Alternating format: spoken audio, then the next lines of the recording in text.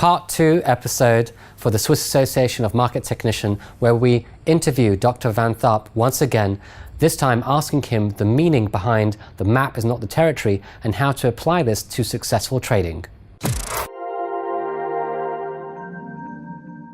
Welcome, Dr. Tharp, back to the Swiss Association of Market Technicians. Thank you. I enjoy these. Wonderful, as do we. And on this session, we're keen to talk to you about that famous phrase that we spoke about in the first series, and that is, the map is not the territory.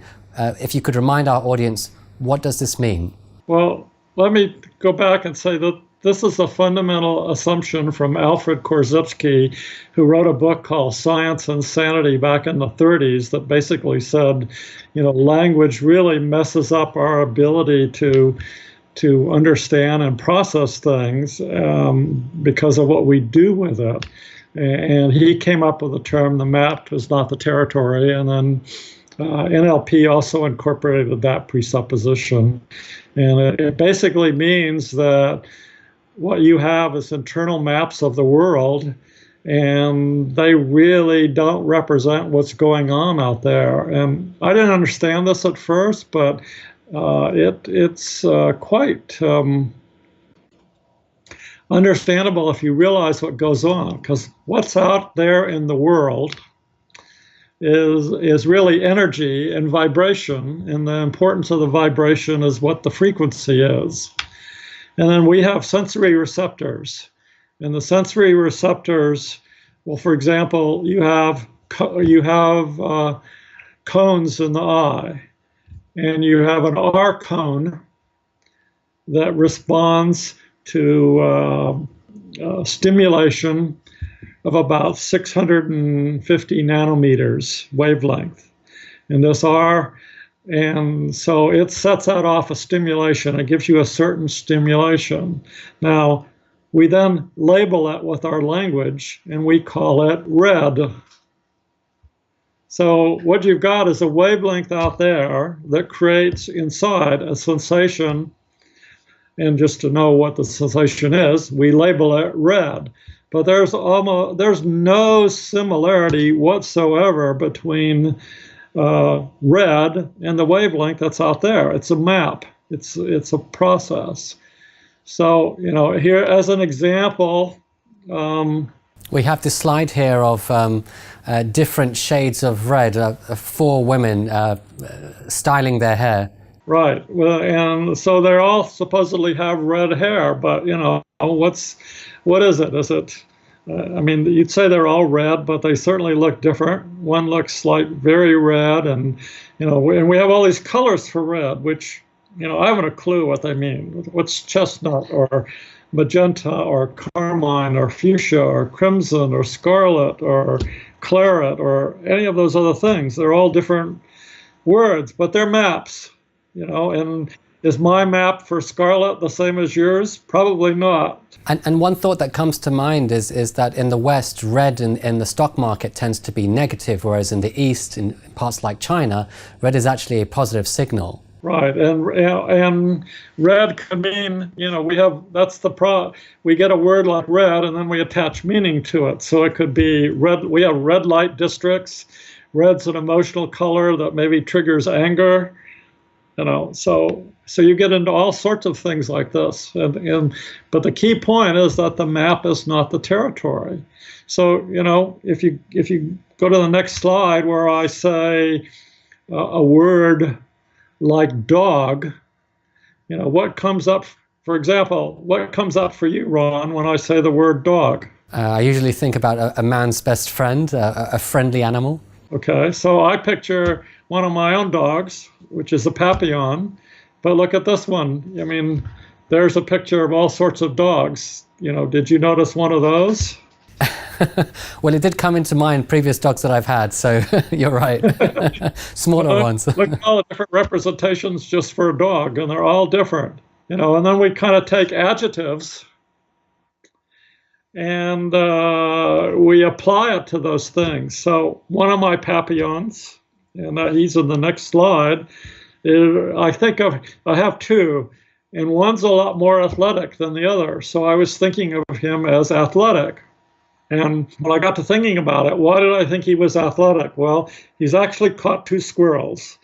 And my cat could never catch 2 squirrels prior to him, but he's caught 2 squirrels.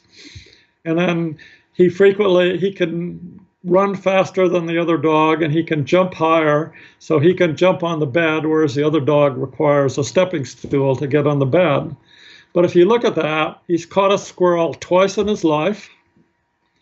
He jumps on the bed maybe 2 or 3 times a day. It takes about 10 seconds to do it, and it doesn't last very long.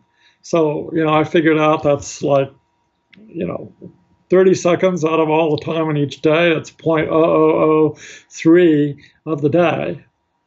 And the rest of the time he sleeps and eats. And I'm calling him athletic. So, it's just, we put these words on and then we think we know them, and it's not.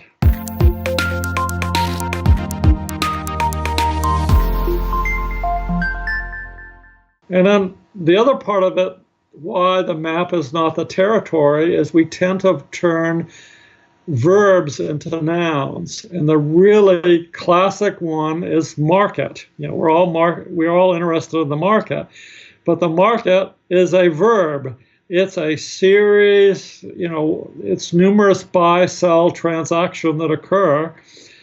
And so these are all different processes, and we turn it into a noun. So what's the market to you? So if I were to ask you, Ron, what's the market? It's a mixture of buying and selling, bid and price movement. Right, but it could be, then we tend to represent it. And if you were to represent it, what would you see? So either a consecutive pattern of higher highs and higher lows in an uptrend, or vice versa for a downtrend. Right, so you're representing it by a bunch of lines on a chart, but that's just a representation, and it's not the market. So what you need to do is have representations that are useful maps that really get you where you are, and we can get that into a lot more detail later. And I know that Alfred Korzybski started this with his book, General Semantics. And there was actually a book published called General Semantics of Wall Street. It's way out of date, and I think the title was changed. It's by John McGee. And it brings out some of these issues.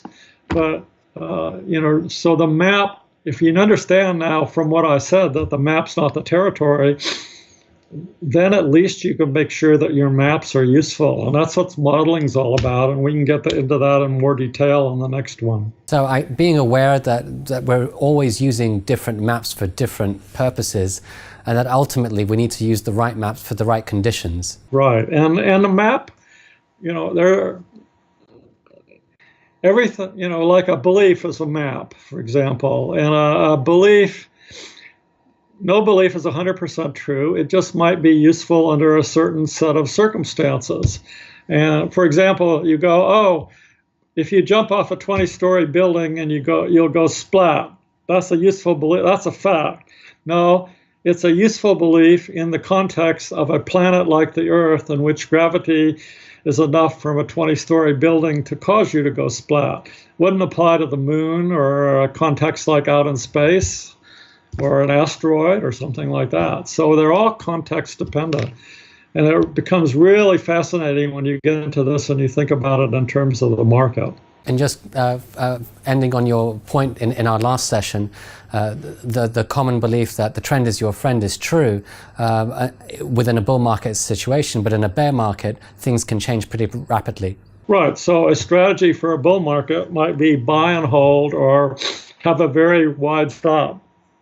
And so say a 25% trailing stop. If you apply that to a bear market, well, first of all, you can only make 4 times your initial risk if the stock went to zero, and you quite often get reactions that are big enough to get you stopped out within the trend. So you can't short and hold. It doesn't work. Thank you, Van. We look forward to the next session together. Oh, it should be fun. Thank you.